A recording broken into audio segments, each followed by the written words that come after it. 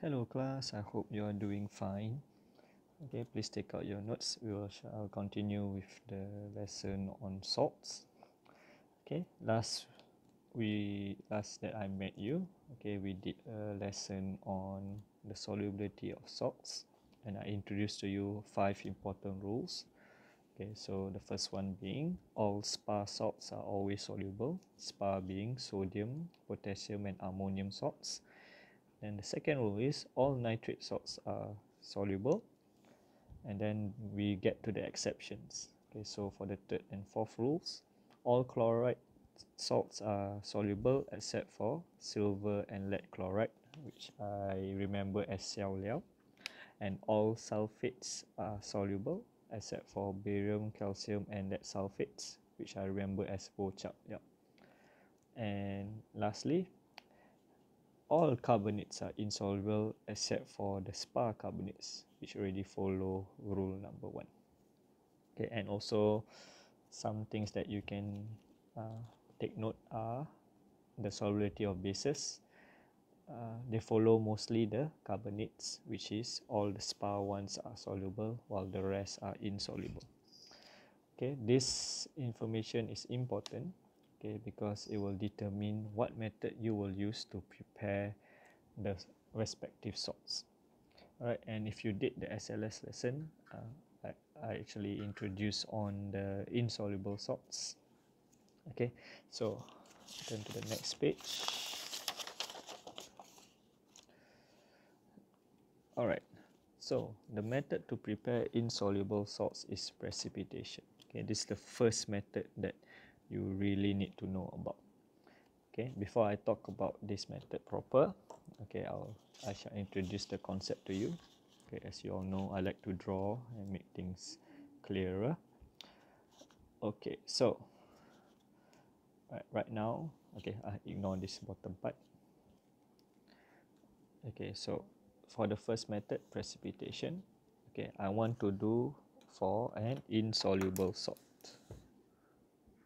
Okay, so for insoluble salts.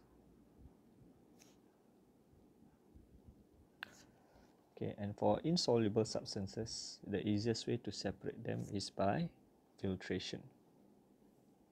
Okay, so let's say I have reagent P and reagent Q, they react together, and X is the desired product that I want, in this case the insoluble salt, and then R is the whatever leftover products, okay, side products that are in the reaction.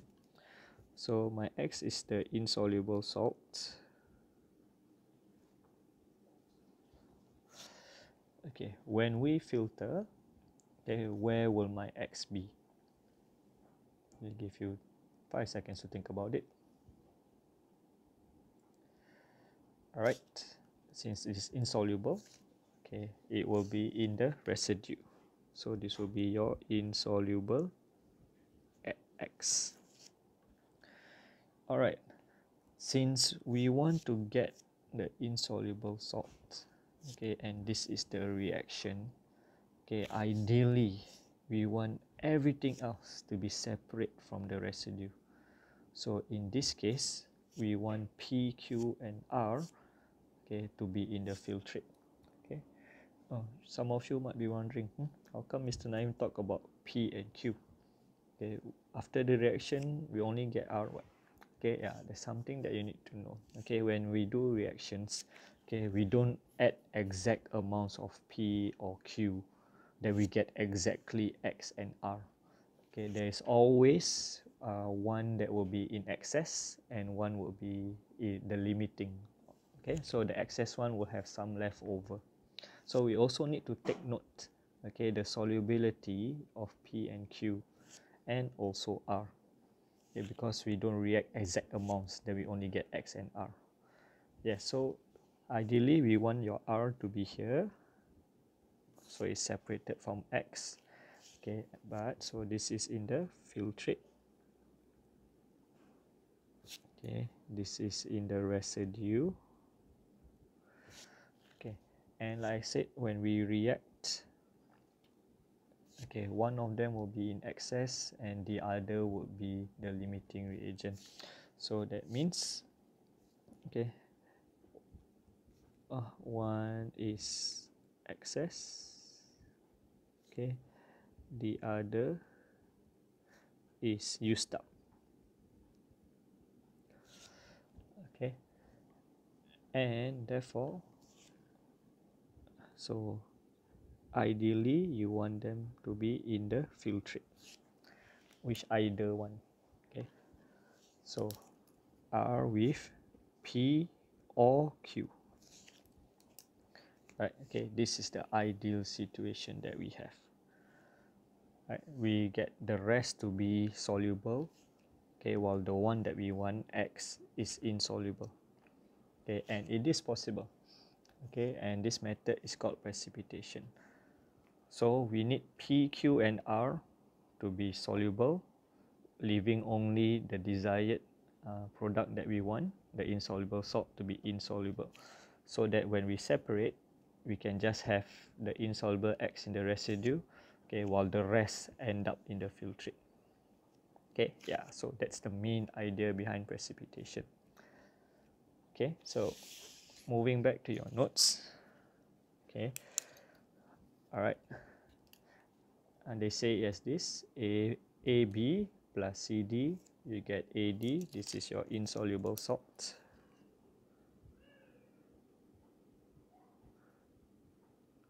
Okay, and you get CB, the side product.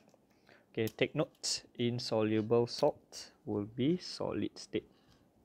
Okay, while the soluble ones will be in the aqueous state.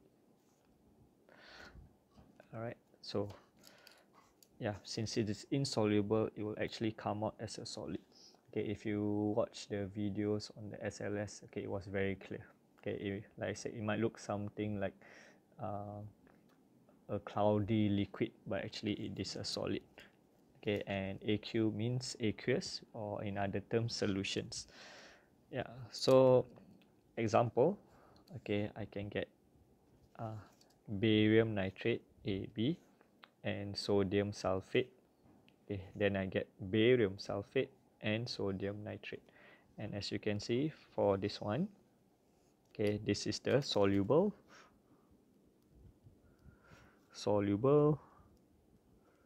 okay, the white precipitate is insoluble, and this is soluble.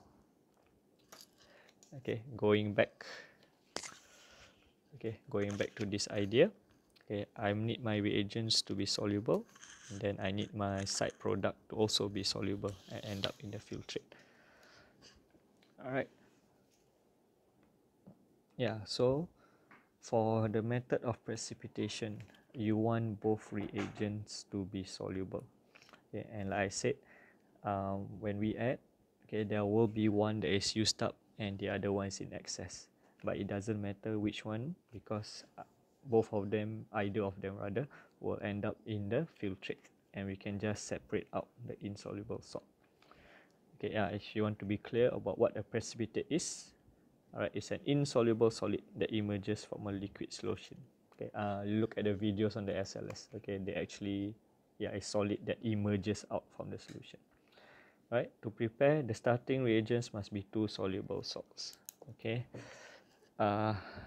example, okay, I want something nitrate plus sodium something. Okay, why do I choose something nitrate and sodium something? Okay, give you 5 seconds to think about it.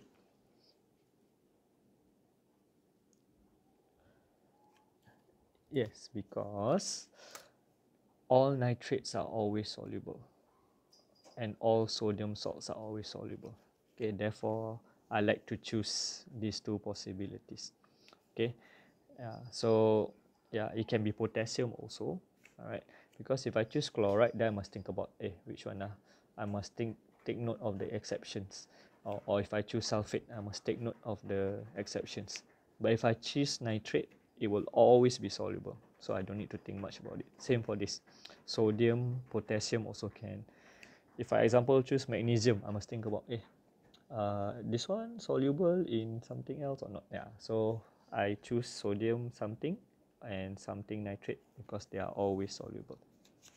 Okay, so as you can see here, barium nitrate plus sodium sulfate, you'll get barium sulfate, okay, which is the insoluble wet precipitate that comes out, and the soluble side product, sodium nitrate.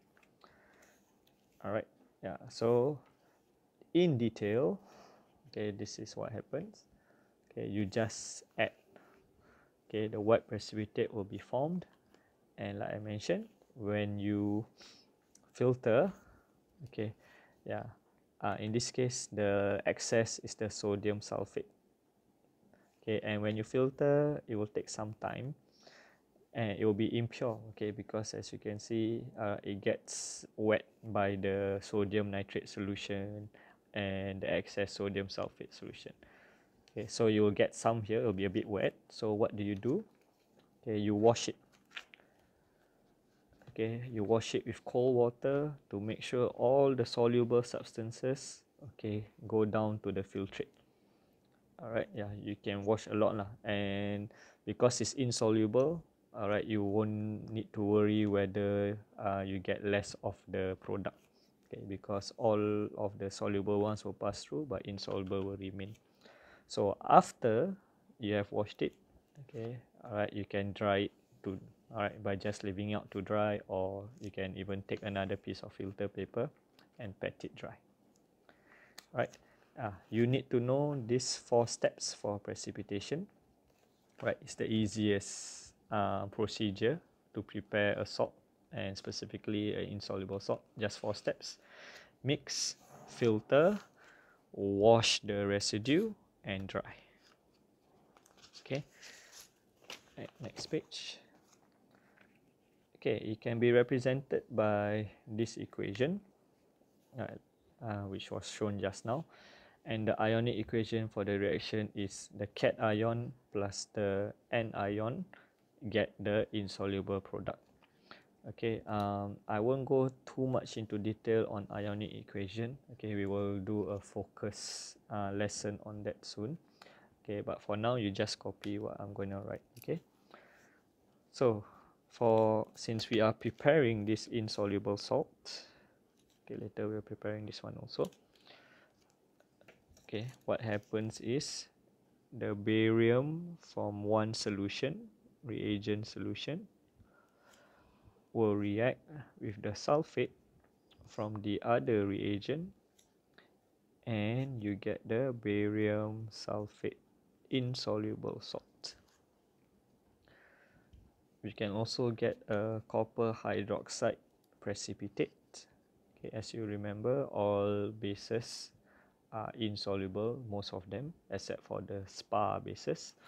So this is an insoluble base, which you can get by adding sodium hydroxide to copper sulfate.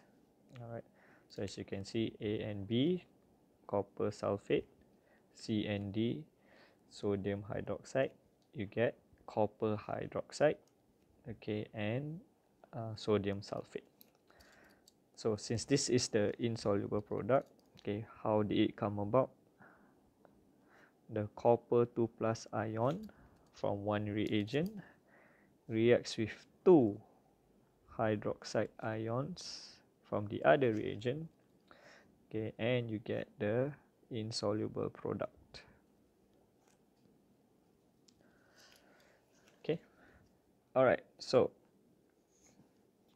let's see a short checkpoint. Okay, so we have these 4 insoluble salts that you want to obtain. Okay, like I said, both of the reagents must be in excess. Alright, both of the reagents must be soluble, so easy to be something nitrate and sodium something. Okay, I'll just show you one example. Okay, then I'll let you all try. Okay, so we have lead 2 chloride. So once again, we need something nitrate and sodium something. Right, so obviously, since we want lead 2 chloride, okay, we can use lead 2 nitrate. Okay, and since we want the chloride, it will be sodium chloride. Okay, so these two will react and you get sodium chloride plus sodium nitrate, okay, as the side product. Okay, all right, I'll give you, okay, to help you guys to do the ionic equations below, okay, I'll give you guys the chemical formula. So lead chloride is PbCl2, okay, and if you remember, silver is always positive 1, this is AgCl. Okay, calcium sulfate is CaSO4, and magnesium carbonate is MgCO3. Alright, okay, so once again, you just need to have both are soluble. Okay, and for me, I always like to stick with sodium something and something nitrate. Alright, because all nitrate salts are soluble, and so sparse salts, sodium, potassium, ammonium salts are always soluble. Okay, alright, we'll take a pause here. I'll give you some time to do. Okay, then we'll cut back.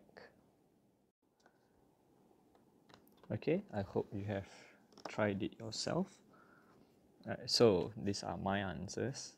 Okay, so for silver chloride, you can use silver nitrate and sodium chloride. And for calcium sulfate, calcium nitrate and potassium sulfate. So once again, you can use sodium sulfate. Okay, I just want to mix it up to show you guys that as long as they are soluble, okay, it is possible. Okay, magnesium carbonate, okay, I will need magnesium nitrate and potassium carbonate. Alright, okay, just something to make you all think a bit. Instead of magnesium nitrate, can I use magnesium chloride? Give you 5 seconds to think about it. Okay, all right, the answer is yes. Okay, because why? Magnesium chloride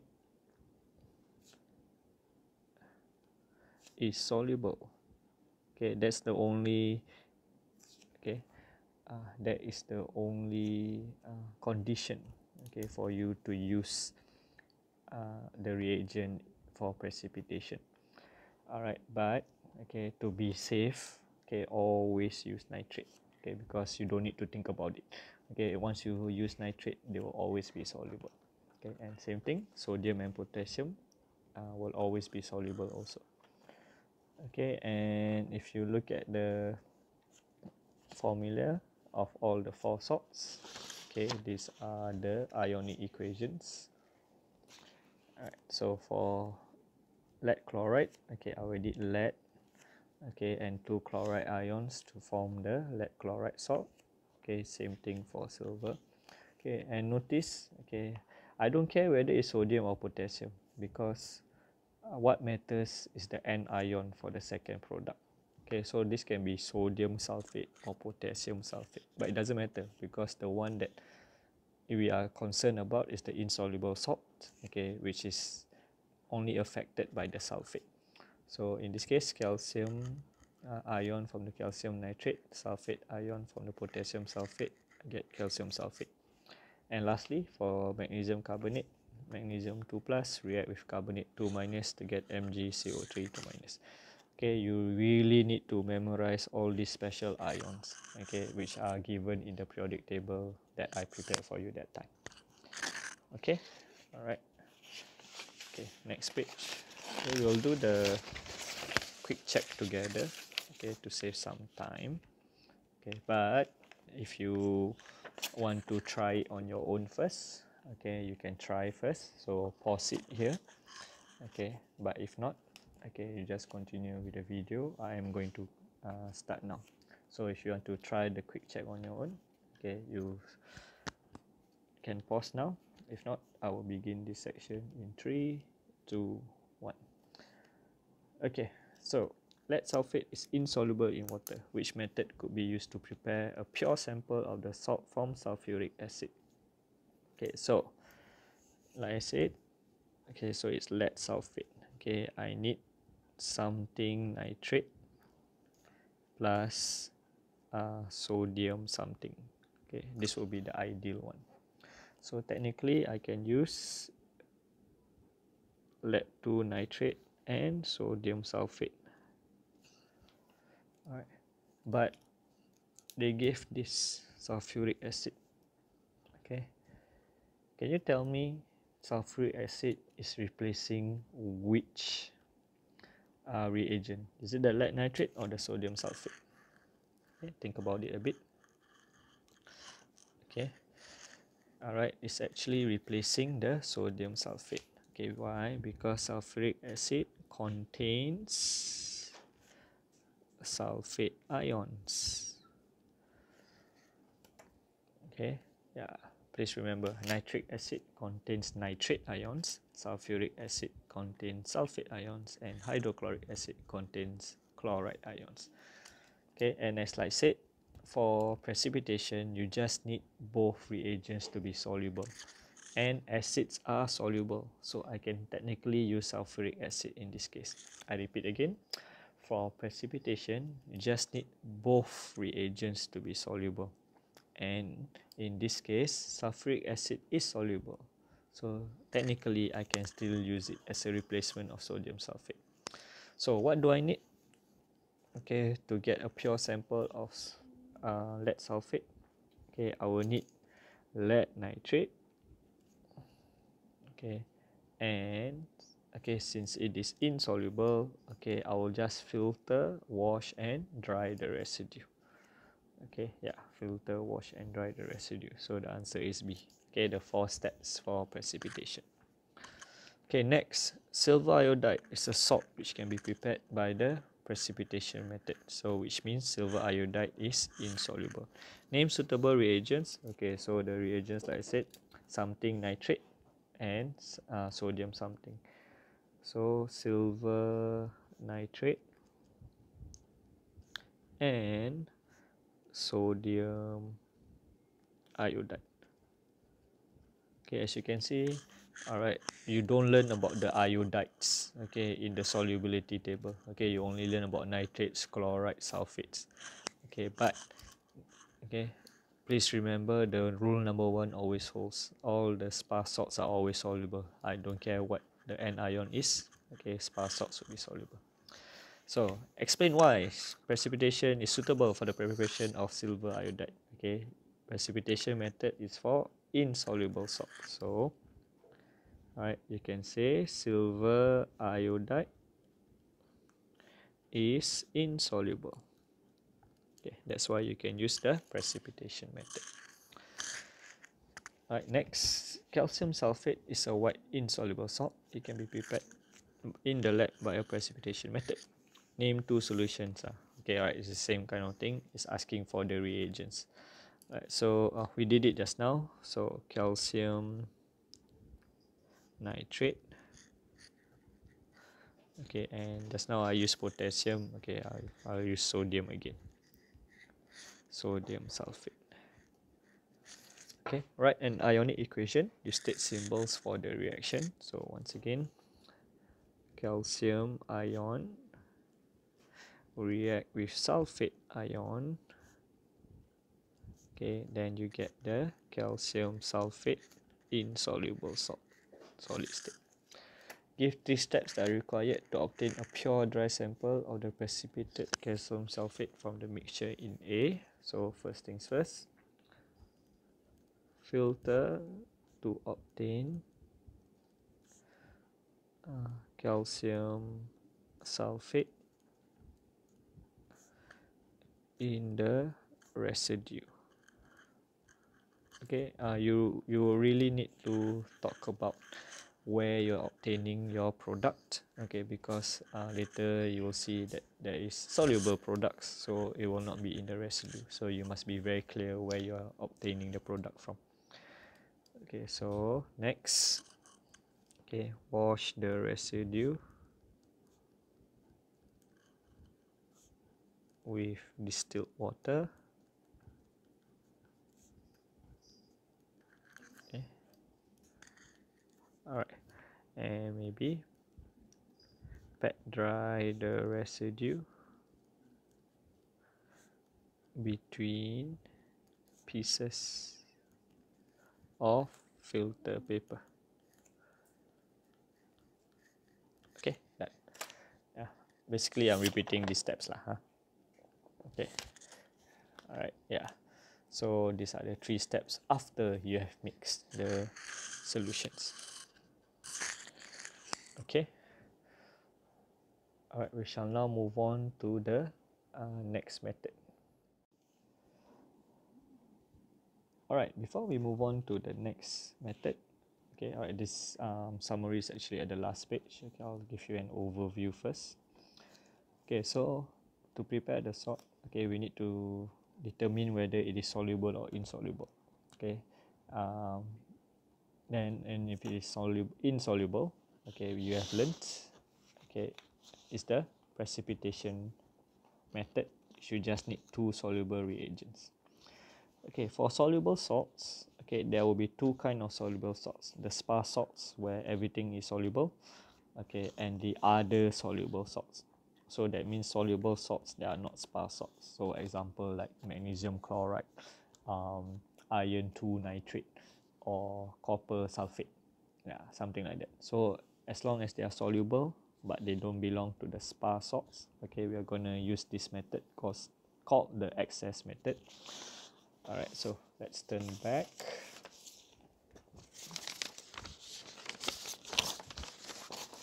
Okay, so method to prepare soluble salts that are not sparse salts.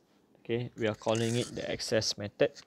All right, this is in quotation marks because it is a not official name. Okay, it is not an official name. Okay, this is the name I gave this method so that students remember what method it is. Right, the full name for the method will be the reaction of acid with an insoluble substance. Sorry, the full name will be the reaction of acid with excess insoluble substance. Yeah, so I just shorten it to excess method. All right, so before I go on to this part, okay, once again, okay, all right, let's go back to the drawings. Okay, so for excess method, all right, okay, this is for soluble salts, okay, and not spa. Okay, very important, they are soluble salts and not spa. Okay, so my X is the soluble salt. Once again, I have P and Q reagents and R to be side products. Alright, so since X is the soluble salt, okay, where will it be when I filter it?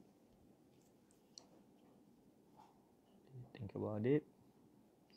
Alright, since it is soluble, it will be here. Soluble X. Alright, so this is in the filtrate. This is in the filtrate. Okay, ideally you want P, Q and R to be in the residue. Okay, that will be ideal, so that when we react, okay, I can just add soluble X and then I get the rest to be in the residue.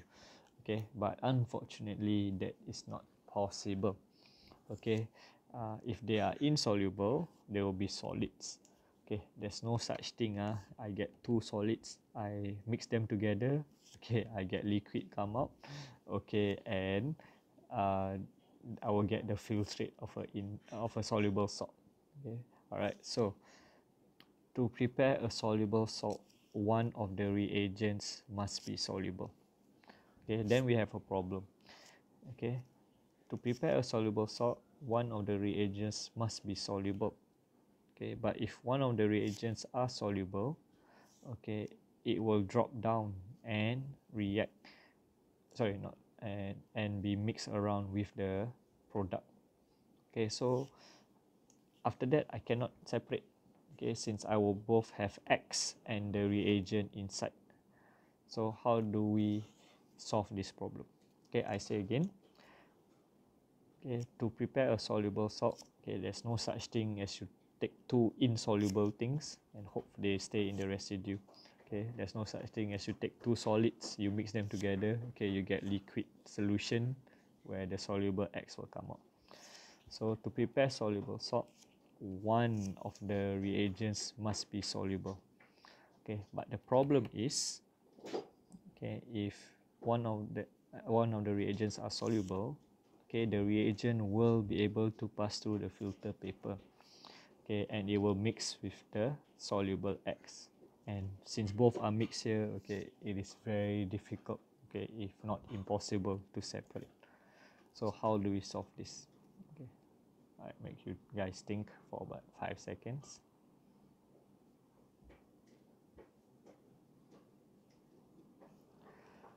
Okay, all right. So what you can do is, for the soluble one, okay, all right, I'm gonna make it used up. Okay, to make this used up, okay, all right, this is the insoluble one, I put it in excess. Okay, so this will be in the residue. Okay, all right, okay, this is actually an excellent method. All right, okay, there's a lot of thought that is there's a lot of thought that is put into this method. Okay, so I will add excess, okay, of the insoluble substance. Okay, like I said, when we add things, okay, we don't have exact quantities. Okay, one will be in excess, one will be excess we have left over, and the other one will be used up. All right, so for this case, I force the insoluble one to be in excess, so the soluble substance will always be used up. If it is used up, okay, it will not pass through, okay, and go into the filtrate. Okay, I don't know if you can hear that. Okay, my cat is making noises. Okay, but never mind, let's move on. So now the problem is, okay, I also can get side products. Okay, alright, I can also get side products, and I also don't want them to be soluble. If my side products are soluble and they go through, okay, it also mix with my soluble X, and therefore I cannot separate them. Okay, which is another thing, okay, that is a lot of thought that is put through this method. Okay, alright, later you will learn that for the R, okay, it doesn't matter. Okay, alright, why? Okay, so we are going back to your acid reactions. So I have acid plus metal, acid plus base, acid plus carbonate. Okay, so I can get soluble substances here and excess insoluble substance here. Okay, so metal, base, and carbonates. Okay, most of them are insoluble. Okay, so this all will be in excess, and I also meet this criteria of acid being soluble, and acid can react with all this. Okay, acid can react with all this. Okay, I cannot use example okay, sodium nitrate or something, okay, to react with the metal. Okay, it must be an acid. Okay, because acids can react with these three. Okay, once again, must be acid. I write this down. Okay, all right, must be acid. Okay, the reaction is not as automatic as your precipitation, where you mix, then the salt will come out. Okay, and a reaction needs to occur, and you have learned the 3 acid reactions. Alright, so acid plus metal, acid plus base. Okay, let's revise what you get. Okay, all 3 of them you get the salt. Okay, last time you all don't care whether the salt is soluble or insoluble. Okay, but for this method, okay, it will be the soluble salt. Okay, acid plus metal. Okay, you get salt and hydrogen gas. What will happen to the hydrogen gas? Okay, alright, so this one, it will escape, okay, into atmosphere. Alright, so it doesn't matter. Next, acid plus base, you get salt and water. Okay, water doesn't matter. Okay, alright, water going through to the filtrate, you mix also, it is the solution, so it doesn't matter. Alright, acid plus carbonate, you get salt, water and carbon dioxide. Okay, so the water doesn't matter, and same, okay, for the carbon dioxide, it will escape to the atmosphere. Alright, so once again, there's a lot of thought that was put into this method to prepare soluble salts. Okay, alright, you use acid, okay, but to prevent the acid from going through and mixing with the filtrate, okay, we will use excess of the insoluble substance so that all the acid is used up. The excess one, I can simply filter, they will end up in the residue, so this one will be excess Q. Alright, and I will get the salt which will pass through, and whatever side products, okay, it doesn't matter because it's either water which will just mix and gases which will just escape into atmosphere. Right, so this is the main idea behind this. Alright, so going back to your notes. Okay, alright, so reaction of acid with insoluble metal, sorry, you get salt plus hydrogen. Okay, you get salt plus water. Here you get salt plus water plus carbon dioxide. Okay, alright, so okay, so now let's see. Okay, so for this kind, once again, you need an acid, okay, to react with either metal base or carbonate. Alright, so let's do the acids first. I think this is the easiest ones. So to get sulfate, what acid do you need? Okay, 3, 2, 1. Okay, you need sulfuric acid. Okay, right. Once again, this cannot be like the precipitation reaction. You need sulfate, or you use sodium sulfate. No, okay, you need the sulfuric acid. Okay, chloride. Okay, hydrochloric acid. Okay, nitrate, you need nitric acid.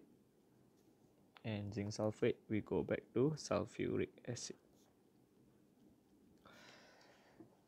Okay, insoluble reactant. Okay, for each of them, okay, there can be 3 possibilities: the metal, the base, or the carbonate. So for copper sulfate, okay, alright, okay, you can write copper for the metal. Okay, for the base, okay, always use the oxide, copper 2 oxide. This is the base.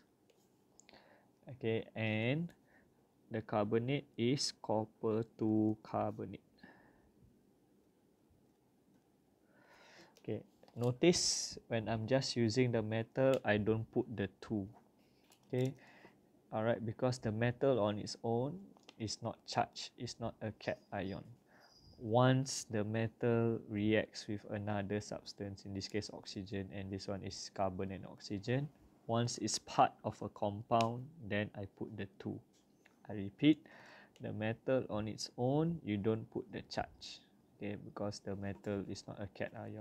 Okay, a cation only occurs when it has reacted and is inside a compound. So copper 2 oxide, copper 2 carbonate. The metal is on its own, copper, like that. Right, this will be ideal. Okay, alright, but actually for copper metal you can't use. Alright, so because copper metal is unreactive. Okay, we covered this in the previous topic. Okay, there are 3 metals that are unreactive. Okay, so yeah, maybe we can write it here. Okay, so except for copper, silver, and gold. Okay, we won't be learning gold salts lah. Okay, we will talk about mostly copper and silver salts. Okay, there are actually other metals which are not reactive to acids. Okay, but that's besides the point. Okay, so now, okay, I'll give you like 3 minutes. Okay, then we'll cut back.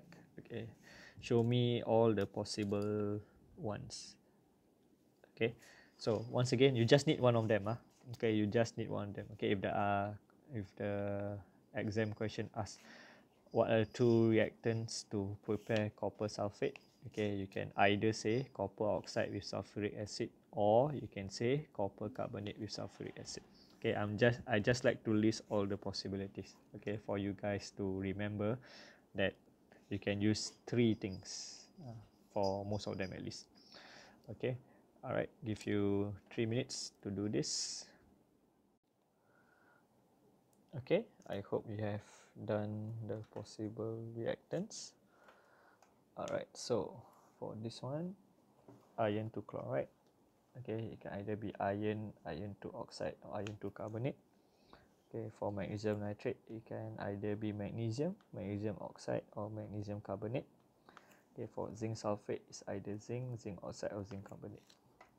Right, so for example, for zinc sulfate, okay, once again, you do need to learn the procedure. Okay, like for precipitation, there's like 4 steps. Okay, but for this access method, okay, there can be like 5 steps or more. All right, so you can add zinc powder, in this case the zinc metal, to dilute sulfuric acid. Okay, key words to take note: you add excess of the insoluble one.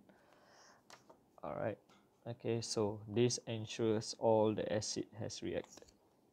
Okay, all right, stir until effervescence stops. Okay, this is not a important step. Okay, effervescence, okay, if you want to know, okay, effervescence is bubbles, okay, of gas. Okay, oh sorry, let me go up. Yeah, okay, effervescence are bubbles of gas. Okay, you can only see effervescence when the product is a gas. So in this case, right, you go back.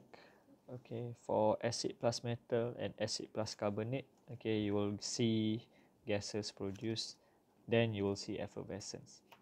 Okay, but for acid plus base, you don't see any gases. Okay, you won't see any effervescence because no gases are produced, only water is produced. So this step is not pertinent, or yeah, so the more important thing is you add excess. Okay, when you add excess, okay, you can see that there will be leftover. Okay, excess means you have leftover, you add too much. Yeah, so it doesn't matter whether the effervescence stops or what. Okay, as long as you can see, okay, there's leftover, okay, you have already added excess. Alright, so once again, you add already, so all the acid has reacted. So now the solution will only contain the salt, okay, and water, okay, from the reaction. All right, okay, then you filter, so the excess insoluble substances, okay, will be in the residue, sorry, okay, and your soluble salt will be in the filtrate. So just now you collect residue, but now you're going to collect the filtrate. Next step. Okay, all right, steps 3, 4, and 5 to 7. Okay, they are your crystallization steps. Okay, now that you have the soluble X in the filtrate, okay, how to get it? Alright, first you heat until saturated, leave the solution to cool and crystallize. Okay, I'll highlight key ones. Heat until saturated, leave to cool and crystallize. Then the last 3 steps. Okay, yeah, so once you crystallize, okay, there is solid still with a bit of water. So to get the crystals, you need to filter to obtain crystals. Okay, and as I mentioned, you need to wash with small amount of cold distilled water. Okay, all this is important. Okay, since they are soluble substances, okay, you cannot use a large amount. If you use a large amount, all of the substance will dissolve again. And you cannot use warm water. Okay, you need to use cold water. Okay, so that you prevent as much as possible any loss of product. And once again, you pat dry. Okay, so you need to know all the 7 steps. Okay, some things to take note. Okay, so it's mentioned again, it will be repeated and it bears repeating. So excess insoluble reagent is added to ensure all the acid has reacted. Okay, yeah, so that the acid is cut off. Okay, will not pass through with the soluble product. Okay, which I mentioned just now in my overview, and thus contaminate the product. Also, if the insoluble reagent is not in excess, there's nothing to filter. Like I said, okay, if it's not in excess, you don't see any solids. Okay, it will all just react. There won't be any left over, so there's nothing to filter. Okay, however, as mentioned, there are some metals that you can't use for this method. Okay, first ones, the metals that are too reactive. Okay, they are potassium, sodium, calcium. You all will learn next time. Okay, that these 3 metals will react very violently with the acids. Some are even explosive. On the other hand, okay, copper, silver, and I also mentioned gold, okay, do not react with acids. Alright, so this method is suitable for moderately reactive metals such as zinc, magnesium, and iron. Okay, you don't need to think so much. Okay, because later you will learn for the spa salts. Okay, we need a different method. Okay, we won't be using this method. Alright. Okay, so today you have learned, okay, 2 methods. First is your excess method and also the precipitation method. Okay, these are the 2 methods that usually come up for combined science. Okay, so please take note. Okay, all the procedures and the considerations for the reagents. Okay, alright, I will end today's lesson here. Okay, the next lesson, which should be your HBL lesson. Okay, we will finish up with the last method and also some questions. Okay, at the back. Alright, okay. Take care, everyone. See you next time.